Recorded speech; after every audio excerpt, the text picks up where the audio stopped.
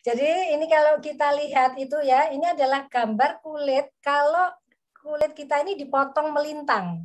Ya, jadi kalau misalnya kita ini biasanya kita menggunakan binatang coba ya, jadi sama ya, binatang coba itu adalah memang mempunyai kesamaan 99,9% dengan manusia. Jadi kalau di binatang coba itu sudah oke ya, berarti pada manusia bisa diterapkan. Itu memang uji-uji dari suatu penelitian itu seperti itu ya.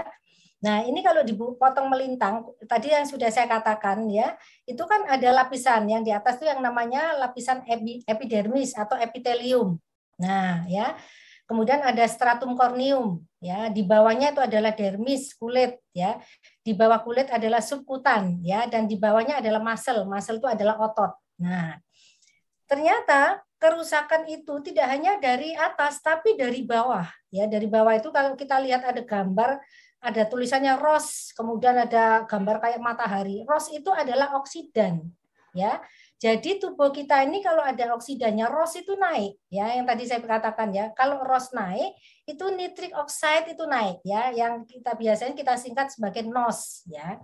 Dan NOS itu yang bisa merusak sel-sel ini tadi, yang saya katakan tadi ya, bisa merusak sel-sel tadi, sehingga sel-sel kita ini bisa hancur dan lama-lama kita menjadi menua.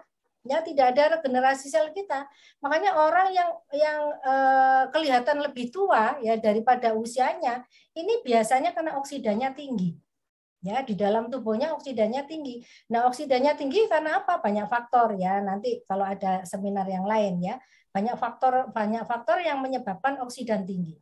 Nah, ketika diberikan nano hidrogen ya, H2 itu ya, namanya H2 ini ya. Nah, ketika diberikan itu maka ada agregat of fat droplets ya. Jadi dia akan nempel. Ya, nempel dan nanohidrogen ini punya reseptor di sel-sel tubuh kita. Ya, punya reseptor di sel-sel tubuh kita. Nah, kalau ada reseptornya, reseptor itu adalah penerimanya. Kalau dia ada reseptornya, ada penerimanya, maka ketika terjadi ikatan hidrogen dengan reseptor di dalam sel, ini dapat mengaktifkan ya protein-protein yang lain. Dan protein yang lain adalah protein yang tujuannya membuat ROS-nya itu hilang.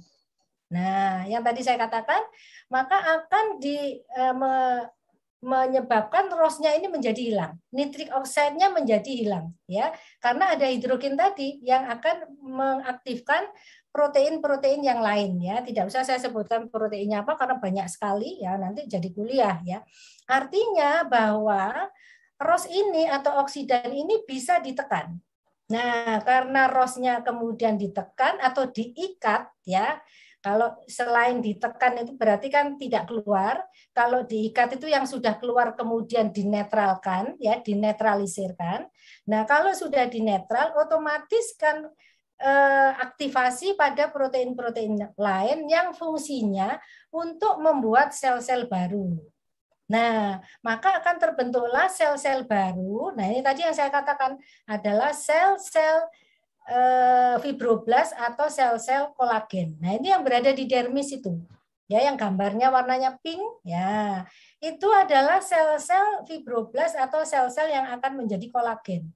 Nah, kalau itu dibentuk baru otomatis ya, itu yang gambar coklat yang bergelombang-gelombang itu ya, stratum corneum itu kan tebal ya, kalau di sini gambarnya kan tebal. Nah, kalau sudah terbentuk dermis atau sel-sel fibroblast atau kolagen yang baru, maka tadi yang stratum corneum yang coklat-coklat ini akan ditekan dari bawah. Nah, dari bawah itu akan menekan naik ke atas, ke atas, ke atas, akhirnya yang tadi bergelombang coklat-coklat atau hitam itu lepas.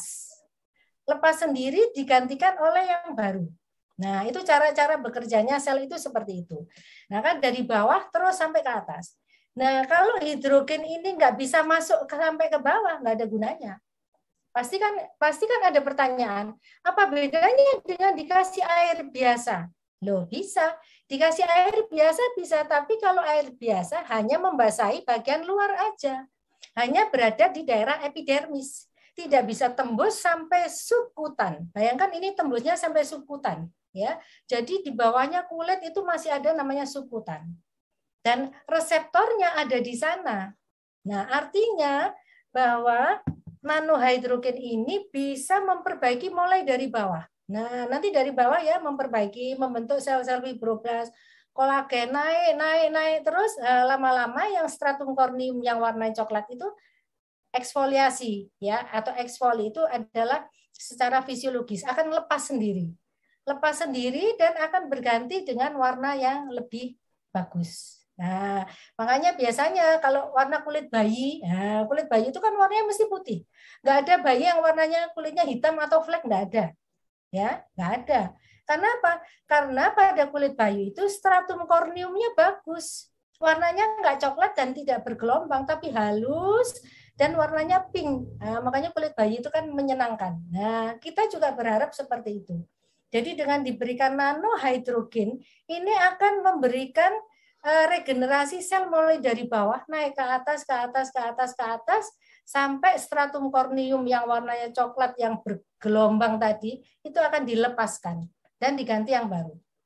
Makanya pada orang-orang yang sudah tua itu kenapa sih kulitnya kok bergelombang ya, kulitnya kan enggak halus, ada rendahnya, warnanya gelap, warnanya coklat ya, karena itu tadi, karena stratum corneumnya tebal.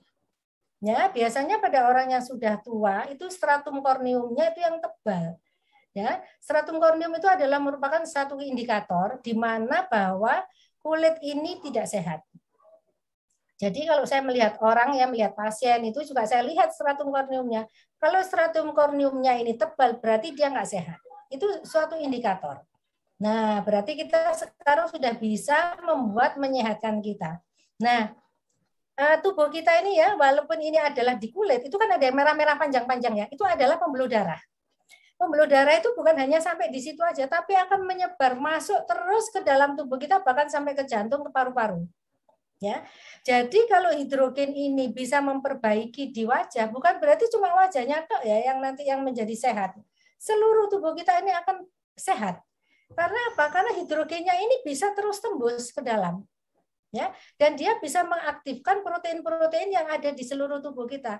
Tubuh kita ini tidak di kotak-kotak ya, kalau wajah aja, kalau tangan aja, tidak ya. Jadi kalau kita ini sehat ya, sehat wajah berarti juga sehat tubuhnya. Karena apa? Ini secara sistemik dia akan mengalir ke seluruh aliran darah yang ada di tubuh kita. Jadi kita pakai semprot-semprot gini di wajah rutin, ini juga sudah menyehatkan tubuh kita secara menyeluruh, secara sistemik. Gitu ya. Jadi bonus kita banyak sekali, selain cantik, sehat ya, baik di wajah, baik di muka, juga secara sistemik seluruh tubuh kita akan menjadi sehat. Kira-kira seperti itu ya.